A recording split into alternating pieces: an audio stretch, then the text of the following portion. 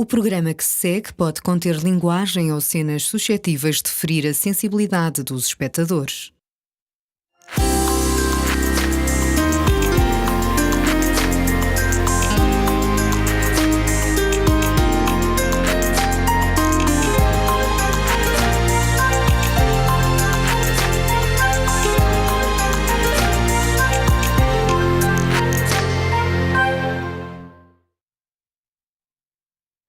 Olá a todos, sejam muito bem-vindos ao Histórias Clínicas. Hoje vamos falar sobre género e disforia de género.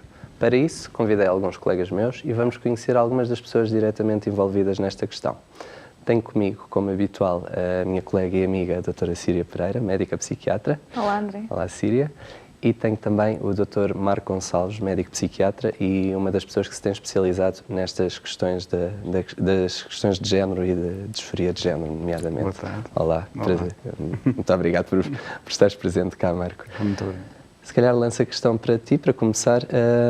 Existem aqui diferenças, o que é sexo e o que é género? Que é, se calhar, a primeira questão que se coloca. Sim, é uma questão muito pertinente.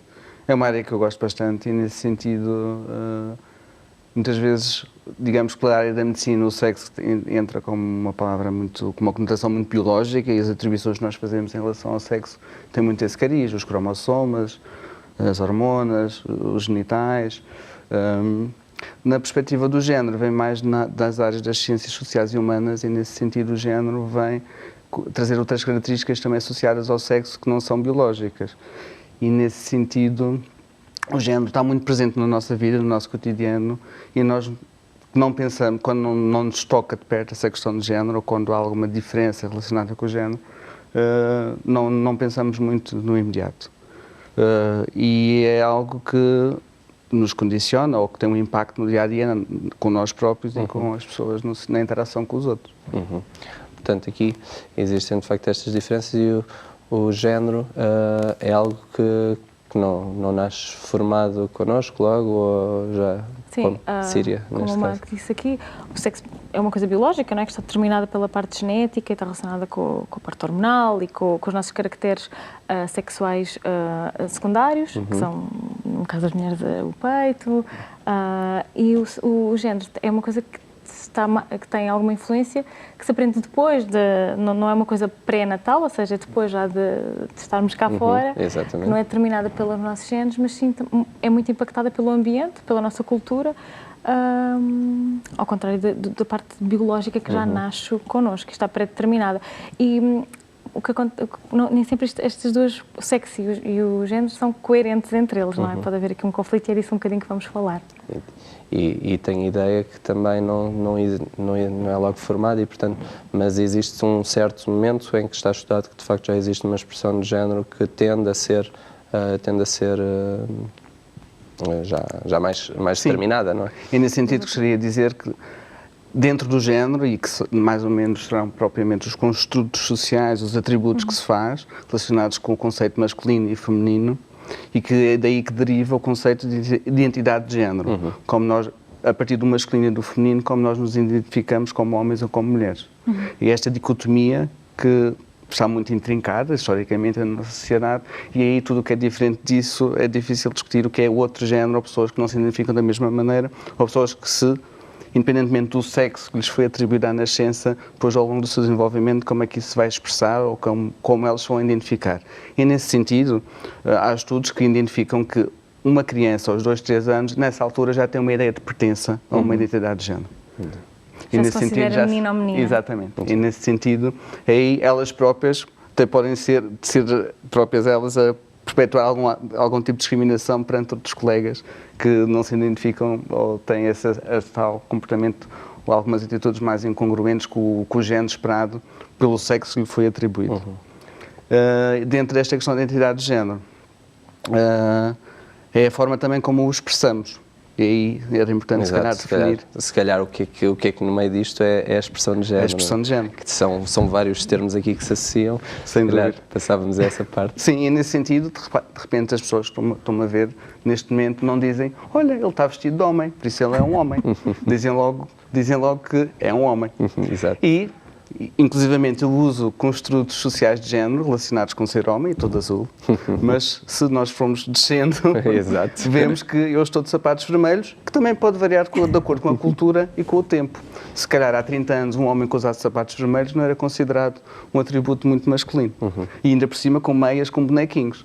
E eventualmente aí a minha masculinidade há muitos anos atrás estaria mais posta em causa do que nos tempos atuais. Ou seja, o conceito de género também é fluido e varia de cultura para cultura, dos conceitos do que é ser masculino e feminino.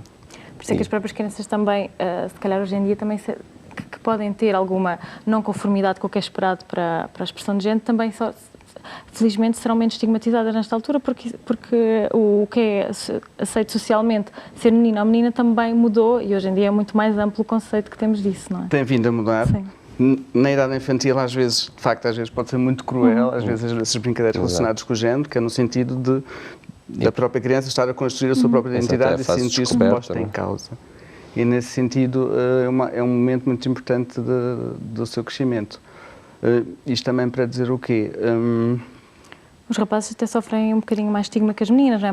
É mais socialmente aceito uma menina ser Maria Rapaz do que um rapaz gostar de bonecas, gostar de brincadeiras menos violentas, as melhores amigas serem meninas e por isso é que também se calhar procuram ajuda mais cedo e também o número de rapazes a aparecerem nos cuidados clínicos também é maior por isso, porque socialmente são mais estigmatizados e mais ostracizados, associado. E é muito curioso, estás a dizer isso, porque nesse sentido também a aceitação dos comportamentos de género das crianças às vezes vai ter um impacto sobre os pais. E as preocupações e às vezes a procura de cuidados clínicos vai acontecer através dos pais e será o que é que se passa com o meu menino. Quando eles próprios não são em sofrimento, não é? É mais uma preocupação dos pais com esta não conformidade do que as próprias crianças estarem com algum tipo de stress relacionado com isso, não é? Esse aspecto é muito importante, porque o que pode ser problemático para a criança é que os pais não a aceitem como ela é e não propriamente se ela brinca com carrinhos ou com bonecas. Exato. E aí essa interiorização de que os pais não estão a aceitá-las para elas brincarem, terem brincadeiras opostas ao género que é esperado é que podem levar ao tal sofrimento clínico e no conceito clínico que vamos abordar hoje também da disforia. Da disforia, não é? E disforia quer dizer genericamente mal-estar. E mal-estar em termos clínicos é sofrimento. Exato. E aí sim, o conceito de disforia de género. É onde surge esta discordância entre o que é muitas vezes o sexo biológico e a expressão de género que a pessoa assume, não é? E que pode ir de uma pessoa que não tem propriamente o diagnóstico, ou em termos clínicos, tem disforia de género, ou em algumas classificações ser transexual, também é uma palavra usada pelas pessoas, mas é aquilo que eu chamo disforia dentro do próprio género. Nós, no nosso crescimento, o tamanho do pênis, temos pelos que não temos, e nas mulheres o tamanho do peito, isso tudo vai provocar alguma disforia dentro do próprio género. E que também é adaptativo e faz parte desse crescimento. Depois, neste espectro, até chegar às pessoas que vão procurar ajuda clínica, há pessoas, de facto, que têm um género que não é o tal clássico dicotómico entre homem e mulher, mas que depois sentem-se bem na pele que vivem, na pele que vestem, e a sociedade, como a Cida estava a dizer, cada vez vai mais aceitando essa situação. Isso é muito importante, não é? Que tem que haver realmente este mal-estar clínico ou um déficit funcional para considerar que há uma disforia, que há pessoas que podem não estar na conformidade que a sociedade nos impõe, mas estão bem com isso e não há qualquer incompatibilidade entre o sexo biológico que lhes foi atribuído à nascença e a expressão de género, não é? Portanto, é preciso haver este mal-estar clínico e este déficit funcional para considerarmos que há uma disforia. Mesmo o conceito de disforia de género tem evoluído, não é, Síria?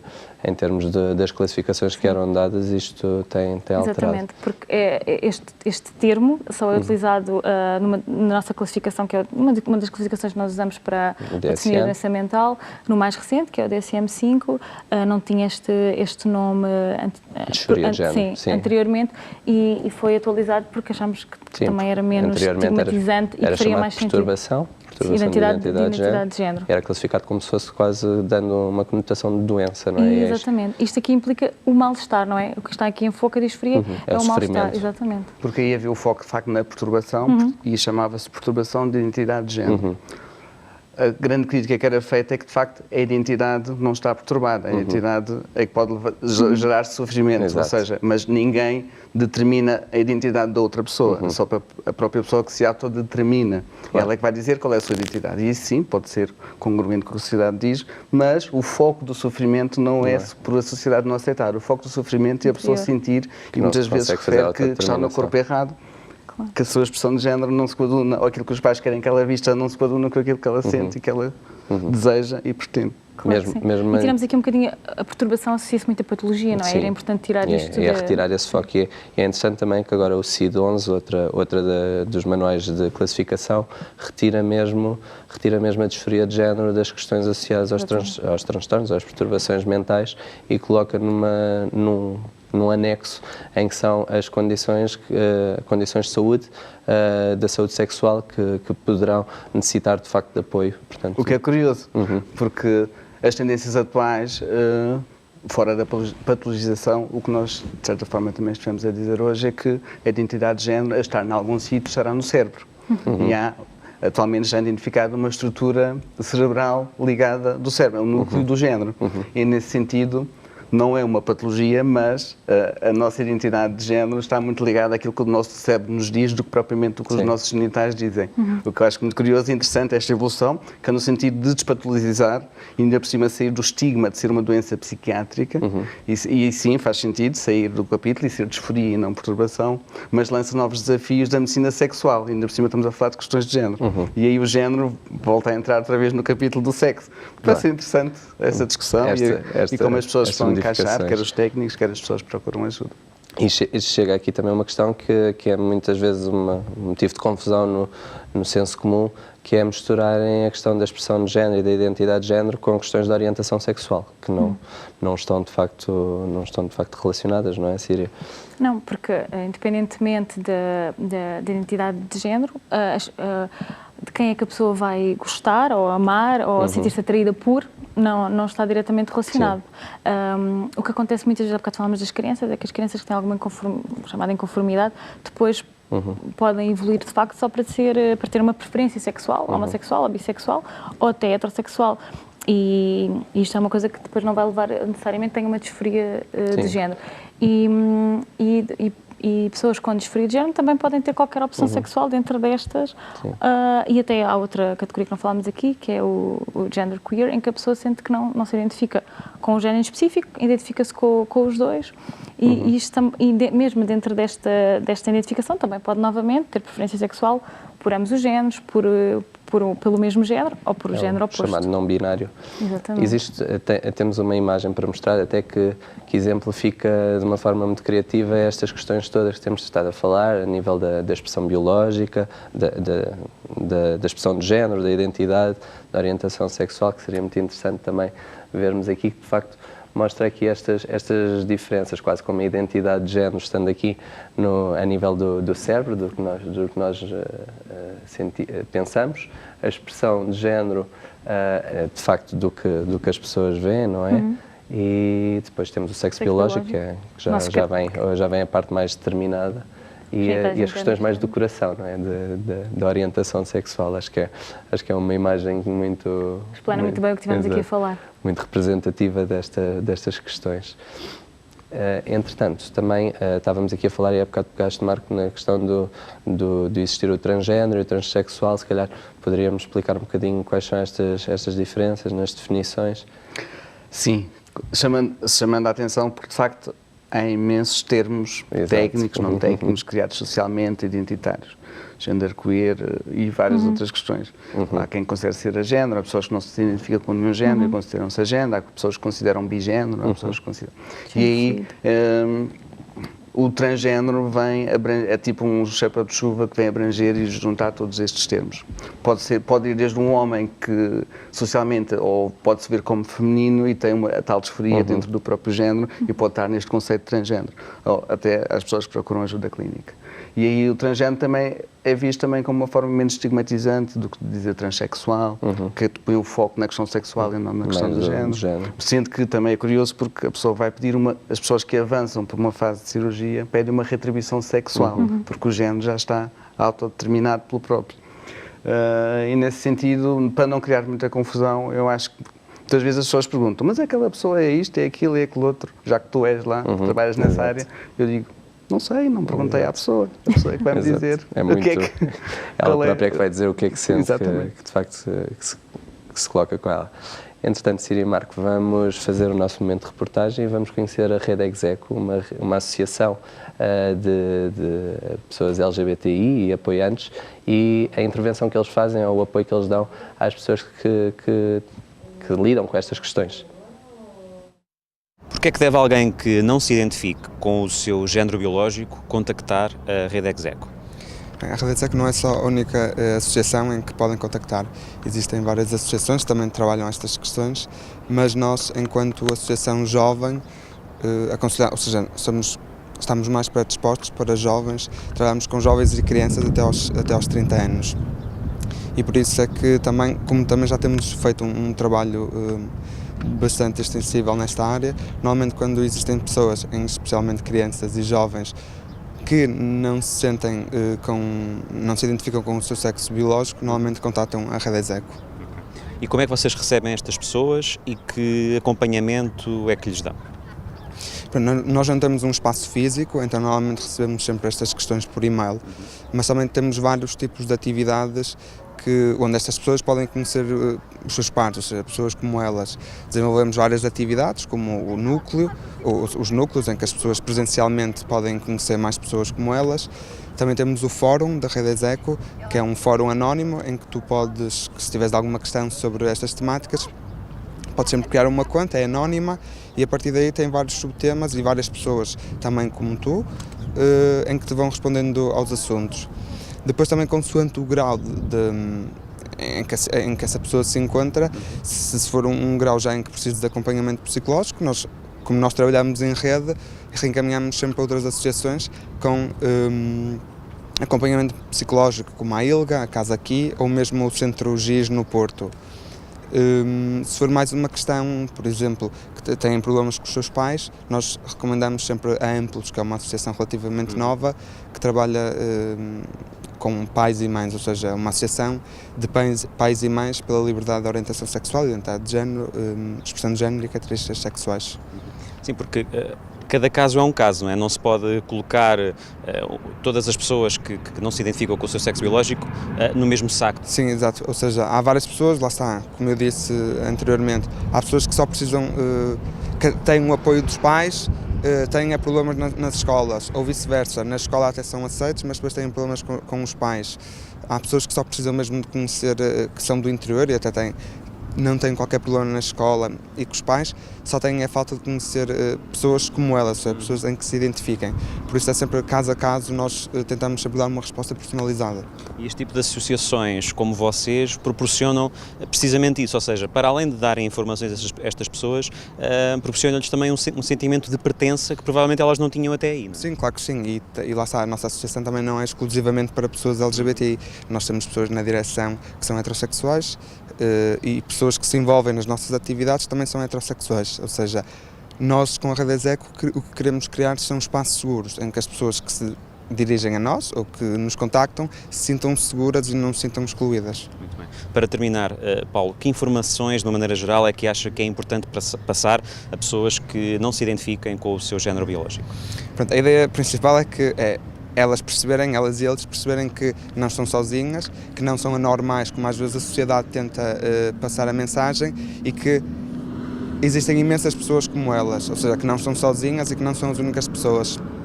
Além disso, é também importante perceber que o facto de não te sentires, ou seja, não te identificares com o teu sexo biológico, não significa obrigatoriamente que tenhas que fazer uma cirurgia, que esta é uma ideia muito errada e também que passa muito cá para fora. E se calhar a terceira é tentar rodear-se de pessoas que respeitem a sua identidade de género, ou seja, um ambiente seguro vai ser muito importante na integração e mesmo no desenvolvimento dessas pessoas. Estamos então de volta e vamos continuar aqui a nossa conversa sobre a disforia de género. Síria, em termos de números, isto é uma questão que tem vindo a aumentar? Como é que tem sido? O que se nota muito é, claro, os dados que nós temos são sempre das pessoas que chegam aos cuidados médicos, não é? O que se nota é que há uma disparidade entre a procura de rapazes e raparigas, homem e mulher, que é 30 para 100 mil homens e de 10 para 100 mil mulheres, e se calhar também um bocadinho o que falámos há pouco, não sabemos bem se é porque há um verdadeiro, se há mesmo um número maior de homens com disforia de género, ou se é simplesmente porque há um estigma maior, as pessoas procuram ajuda porque se sentem mais excluídas e porque socialmente também há esse desconforto. Pronto, por isso isso é uma diferença que vemos. Outra diferença que também é importante, se calhar, aqui partilhar é que das crianças que vêm acompanhadas pelo pai para haver esta suspeita de haver disforia, nem sempre na idade adulta isto se vem a verificar. Muitas vezes depois é uma coisa que deixa na idade adulta já não existe, ou então simplesmente foi o que eu falei há pouco, têm assim uma preferência sexual por homens, podem ser homossexuais, bissexuais ou heterossexuais. Às vezes as questões da orientação sexual também aqui a misturarem-se um bocadinho. Nos adolescentes é que normalmente é igual, em termos de números não há, nessa fase quando já há estas dúvidas, normalmente vem-se a verificar que sim, que este diagnóstico faz sentido depois manter-se na vida adulta. Portanto, aqui, Marco, tu que tens estado mais a acompanhar, de facto, este processo, como é que funciona? Como é que chegam à consulta? A maior parte das vezes, como é que se processa assim a consulta de sexologia nas questões de disforia de género? O processo está mais ou menos standardizado. Existem normas internacionais, nomeadamente vindas da Associação Mundial de Saúde Transsexual, em que determina, sobretudo, 3 fases. E essas 3 fases são constituídas por uma fase de avaliação, uma fase inicial em que há um pedido de consulta e iniciamos e informamos a pessoa que procura ajuda desse processo e dessa fase de avaliação. Para avaliar o pedido, para avaliar a história de vida que a pessoa nos traz, a pessoa poder ela própria pensar sobre as suas questões de identidade de género ou outras que possam surgir sobre a orientação sexual. E aí pode-se abrir um parênteses, de facto, um fator preditivo para ser uma questão da orientação sexual, para não confundir com a identidade de género, é mais brincadeiras atípicas ou comportamentos atípicos, não tem a ver com a sensação de pertença ou a ideia que se pertence a outra identidade de género. E aí sim, é ajudar a pessoa nesse processo também. Muitas vezes a consulta que dá apoio é muito vista como uma polícia do género, o que, no meu entender, é na forma como, pelo menos, o trabalho está estruturado. Não vai nesse sentido, é no sentido de ajudar a pessoa a se autodeterminar, a clarificar os aspectos. Claro que é difícil uma pessoa com uma questão identitária sentir-se, e é compreensível que se sinta posta em causa. Digamos que corresponde também a um modelo chamado minority stress, do stress minoritário. Ou seja, além do stress que cada um de nós pode sofrer no dia-a-dia por várias questões de cor de pele, de trabalho, de classe social, aí a questão de género torna-se mais um fator de stress. E aí nós vamos trabalhar estes aspectos, além, também, durante esta fase de avaliação, vamos perceber se esta situação leva também à presença de outras perturbações, de outros diagnósticos médicos, quer do foro da psiquiatria, quer do foro da medicina, da genética, e situações de intersexo. Por exemplo, podemos, não sei se falamos já... Se calhar falávamos disto, se calhar em termos de diagnósticos diferenciais, já que estamos nesta fase, Síria, o que é que... É importante excluir se realmente esta sensação de pertencer a outro corpo não é uma coisa psicótica, não estaria ligada, é raro, mas dentro da esquizofrenia pode haver esta crença inabalável de que se pertence a outro sexo, e é uma coisa delirante, que não é isto que se passa aqui, não é? A pessoa tem a sensação São extremamente raros esses casos. Sim, muito raros. Outra coisa que também pode acontecer é haver uma perturbação dismórfica corporal, mas normalmente o que aqui há não é a sensação de que os caracteres secundários são... a pessoa não se sente que pertence àquele corpo, no caráter sexual do que específico, em que a pessoa acha que está qualquer coisa de errada com ele e que não o quer ali, digamos assim. Que é diferente a sentir que simplesmente não se identifica com aquele caractere sexual secundário, não é?